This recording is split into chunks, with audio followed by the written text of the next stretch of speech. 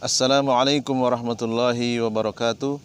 Alhamdulillah thayyiban mubarakan fih kama yuhibbu rabbuna wa yarda. Asyhadu an la ilaha illallah wahdahu la syarikalah wa asyhadu anna Muhammadan abduhu wa rasuluh, amma ba'd.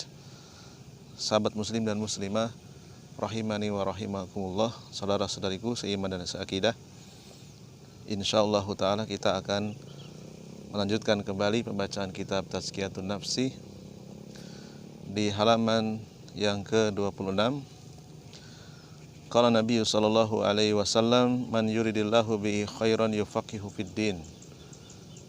Nabi sallallahu alaihi wasallam bersabda, barang siapa yang dikehendaki oleh Allah kebaikan, maka Allah akan memberikan pemahaman kepadanya tentang agama Islam. Berangkat dari hadis yang mulia ini, faja'al al-fiqha fid dini sababan likulli khairin minal ilmi wal amali. Fata'allama al-ilma wa tafaqquha fi dinillahi azza wa jalla min a'dhami asbabi zakatin nafsi.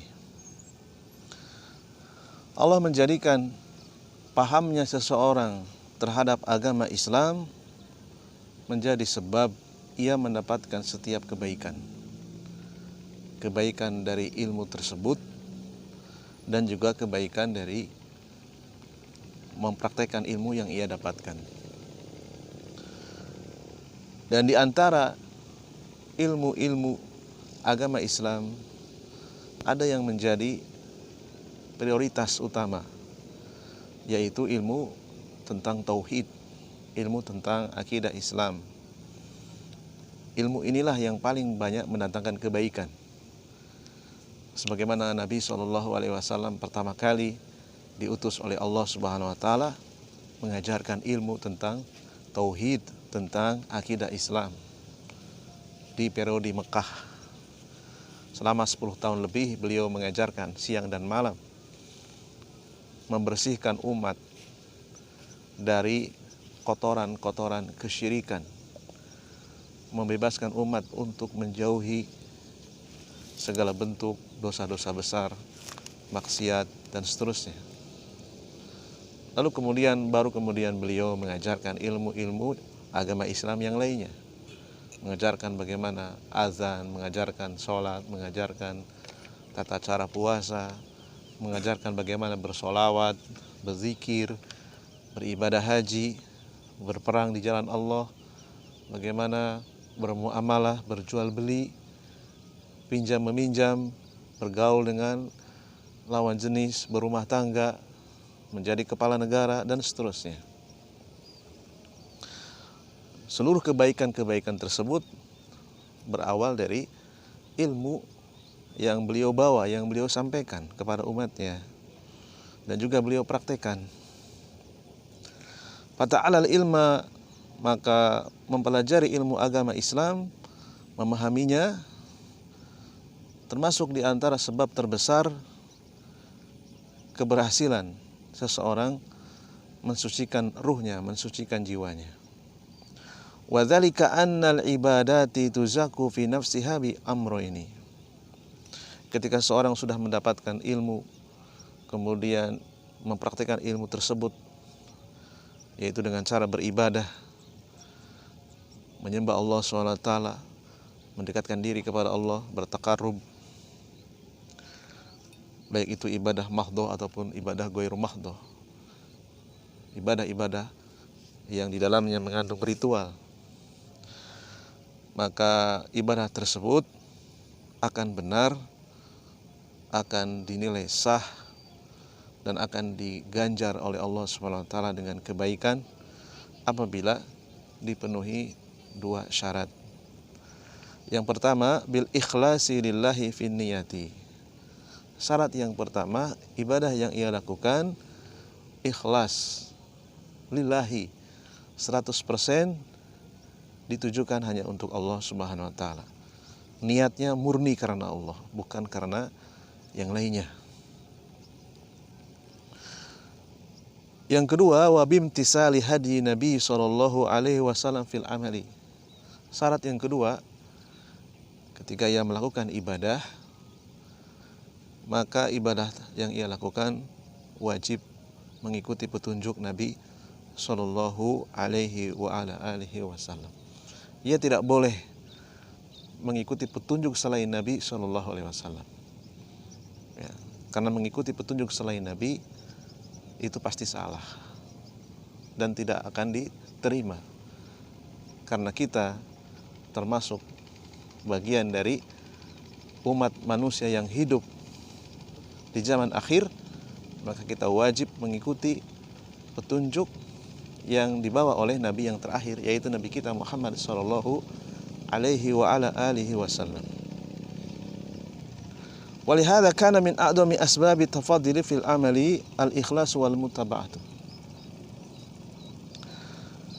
Sehingga seluruh ibadah-ibadah yang kita kerjakan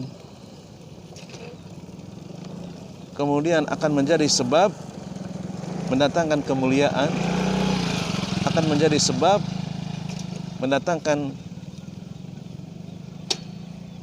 kebahagiaan, kebersihan jiwa, kesucian jiwa apabila terpenuhi dua syarat tersebut, yaitu ikhlas dan mutaba'ah.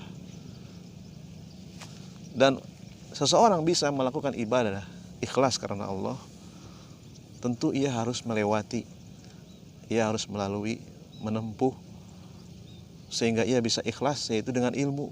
Dan ilmu yang ia pelajari tentu saja adalah ilmu tauhid, ilmu tentang akidah. Tidak ada orang yang beribadah ikhlas karena Allah tanpa memiliki ilmu bagaimana cara beribadah dengan ikhlas. Tidak ada orang yang secara otodidak, secara otomatis tanpa memiliki ilmu tauhid ia bisa ikhlas. Mustahil. Ya, oleh karena itu Rasulullah SAW sebelum beliau mengajarkan ilmu-ilmu bagaimana tata cara sholat, bagaimana tata cara ibadah-ibadah yang lainnya, beliau memprioritaskan, mendahulukan bagaimana cara mengikhlaskan diri kepada Allah SWT, yaitu menyampaikan tauhid, menyampaikan akidah Islam yang bersih dari segala kesyirikan, bersih dari keyakinan-keyakinan jahiliyah, bersih dari khurafat dan seterusnya. Kemudian ilmu yang kedua, beliau mengajarkan kepada umatnya, mencontohkan di depan para sahabatnya, lalu kemudian disampaikan oleh mereka kepada para ulama, kemudian sampai kepada kita, sehingga kita beribadah mutaba'ah, mencontoh petunjuk yang datang dari beliau Shallallahu Alaihi Wasallam. Kita tidak diperkenankan untuk mengikuti petunjuk selain dari beliau. Tidaklah kita beribadah kecuali di atas dalil yang sahih, kecuali di atas hadis yang betul-betul hadis tersebut berasal dari Nabi Shallallahu Alaihi Wasallam, sebagaimana yang telah dipahami oleh para murid-muridnya, yaitu para sahabat ridwanullah alaihim ajmain. Fa idza kana al-muslimu ala fikhin bidinihi arafa kaifa tuzaku salatuh. Seorang muslim ia akan tahu salat yang benar, salat yang sah, salat yang diharapkan akan mendatangkan kebaikan, mendatangkan balasan dari Allah Subhanahu wa taala. Salat yang bisa mensucikan jiwanya, salat yang membersihkan ruhnya, apabila ia mengetahui ilmunya, mengetahui syarat sah salat, memahami rukun-rukun salat, waktu-waktu salat, sunnah-sunnah di dalam salat, wajib-wajib salat, pembatal-pembatal salat, berdasarkan dalil-dalil yang datang dari Al-Quran, dari As-Sunnah, dari hadis Nabi, sebagaimana yang dipahami oleh para sahabat, yang kemudian disampaikan oleh para duat, para da'i, para asatid. Seorang muslim yang berada di atas ilmu yang benar, maka sholat yang ia kerjakan pun insya Allah ta'ala sholatnya benar. Sholatnya akan mendatangkan kebaikan, akan mendatangkan kemuliaan, akan mendatangkan keutamaan. Ia tidak akan melakukan sholat yang tidak ada kejelasan petunjuk dari Nabi. ia tidak akan mungkin melakukan sholat yang tidak ada dalilnya, sholat yang tidak ada dasarnya. Wa kaifa yuzaku siyamuhu. Seorang muslim yang berada di atas ilmu, maka ia tahu bagaimana tata cara puasa yang diajarkan Nabi SAW. Baik itu puasa yang wajib, puasa yang dianjurkan, puasa sunnah, atau puasa kafaroh, puasa sebagai penebus dosa atau maksiat yang ia lakukan. Ia mengetahui pembatal-pembatal puasa, rukun-rukun puasa, kapan berbuka, kapan sahur, sunnah-sunnah di dalam puasa, hal-hal yang wajib untuk dijauhi ketika ia berpuasa, sehingga puasanya benar, puasanya diterima oleh Allah SWT, puasanya mendatangkan kebaikan, puasanya bisa mensucikan jiwanya. Wa kaifa tujaku shadaqatuhu. Demikian juga ketika seorang muslim ia telah mencari ilmu, berusaha mendapatkannya, memahaminya dengan pemahaman yang benar, ia tidak sembarangan mengeluarkan hartanya. Ia mengeluarkan zakatnya. Ia tahu kapan batas minimal harta itu dikeluarkan, batas nisab harta itu dikeluarkan, dari sisi jumlah ataupun dari sisi waktu. Berapa yang harus dikeluarkan, harta apa saja yang wajib untuk dizakati. Demikian juga ketika dia bersedekah, ketika dia berinfak. Seorang muslim yang memiliki ilmu, ia akan berhati-hati. Ia tidak sembarangan mengeluarkan donasi, penggalangan dana. Ia harus betul-betul tahu manajemen, kemudian tujuan penggalangan dana tersebut betul-betul untuk di jalan Allah, terbebas dari penipuan, terbebas dari kecurangan, terbebas dari harta-harta yang haram. Ia tidak akan menyumbang ke suatu yayasan atau ke suatu perkumpulan yang mana tujuan penggalangan dana tersebut bersumber dari harta yang haram, dari harta riba, dari harta gosok, dari harta yang tidak jelas status kehalalannya. Muslim yang cerdas, dia akan menyedekahkan hartanya, mendonasikan hartanya kepada panitia-panitia yang amanah, panitia-panitia yang jelas sumber dananya untuk di jalan Allah, dan tata caranya juga bisa dipertanggungjawabkan. Ketika ada penggalangan dana untuk membangun masjid, membangun Islamic Center, membangun pondok pesantren, yang mana dana-dana tersebut harus jelas dari mana sumbernya, harus jelas kehalalannya, dan tujuannya juga harus jelas, tujuan-tujuan yang diridhoi oleh Allah Subhanahu wa taala. Jadi tidak sembarangan dia mengeluarkan harta, tidak sembarangan ia berdonasi. Wa kaifa yuzaku dzikruhu. Seorang muslim yang cerdas, muslim yang berada di atas ilmu yang benar, tidaklah ia berzikir kepada Allah kecuali berzikir sesuai dengan tuntunan Nabi. Zikir yang ia ucapkan setelah sholat, zikir-zikir yang terikat dengan waktu, atau zikir muqayyad, atau zikir yang tidak dibatasi waktu, zikir ghairu muqayyad. Ia tahu bagaimana cara zikir yang benar, cara bersolawat yang benar. Tidaklah ia berzikir kepada Allah mengeluarkan lafaz-lafaz zikir dengan lisannya kecuali mengikuti dalil, kecuali mengikuti contoh yang dipraktikkan oleh para pendahulu kita yang soleh, yaitu para sahabat. Para sahabat, mereka adalah orang-orang yang ahli dalam bahasa Arab. Tidaklah mereka bersolawat kepada Nabi dengan membuat solawat-solawat sendiri. Mereka bersolawat kepada Nabi dengan solawat-solawat yang diizinkan oleh Nabi dari sisi redaksi. Mereka bersolawat mengikuti contoh apa yang mereka dengar dari lisan Nabi SAW yang mulia. Demikian juga para a'immah, para imam Ahlus Sunnah wal Jamaah. Mereka berzikir mengikuti zikir yang dicontohkan oleh Rasulullah dan para sahabat. Mereka tidak membuat zikir-zikir baru. Mereka tidak membuat berinovasi di dalam zikir-zikir yang mereka jadikan sebagai wirid, baik setelah sholat maupun di luar sholat.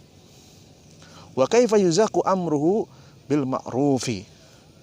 Seorang muslim yang berada di atas ilmu, ia tahu bagaimana cara menyampaikan kebenaran. Bagaimana cara berdakwah dengan cara yang ma'ruf, dengan cara yang baik, dengan bahasa yang mudah diterima, bahasa yang mudah dipahami, dengan cara-cara yang santun. Dan ia tahu bagaimana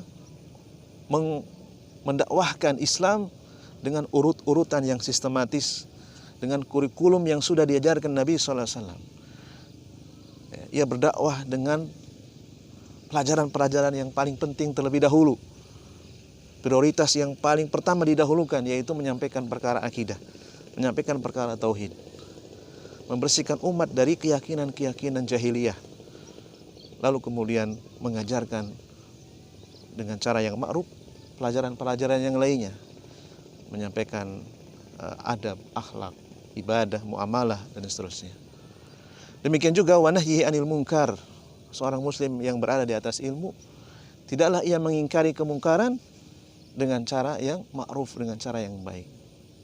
Ia tidak mengingkari kemungkaran dengan menimbulkan kemungkaran yang baru, dengan menimbulkan kemungkaran yang lebih besar. Dan kemungkaran yang ia ingkari pertama kali, sebagaimana Rasulullah SAW pertama kali mengingkari kemungkaran, yaitu kesyirikan, dosa-dosa besar, kemudian dosa-dosa di bawahnya. Wa kullu amalin idza ma tanabbaha al-amilu li asbabi tafadhuli fihi adraka anna al-a'mala tafadhalu fi nafsiha bi'tibaratin katsiratin. Maka setiap amalan apabila pelakunya memperhatikan sisi-sisi keutamaan amalan itu sendiri, maka pelakunya akan mendapatkan keutamaan, mendapatkan pahala yang besar. Dan ia bisa memperhatikan dari berbagai keadaan, dari berbagai sisi. Kapan suatu amalan itu mendatangkan kemuliaan, mendatangkan fadilah, mendatangkan kebaikan yang lebih besar. Nah, mungkin ini saja yang bisa kita bacakan. Insyaallah ta'ala kita akan sambung pada sesi yang akan datang. Subhanakallahumma wa bihamdika asyhadu an la ilaha illa anta astaghfiruka wa atubu ilaik. Assalamualaikum warahmatullahi wabarakatuh.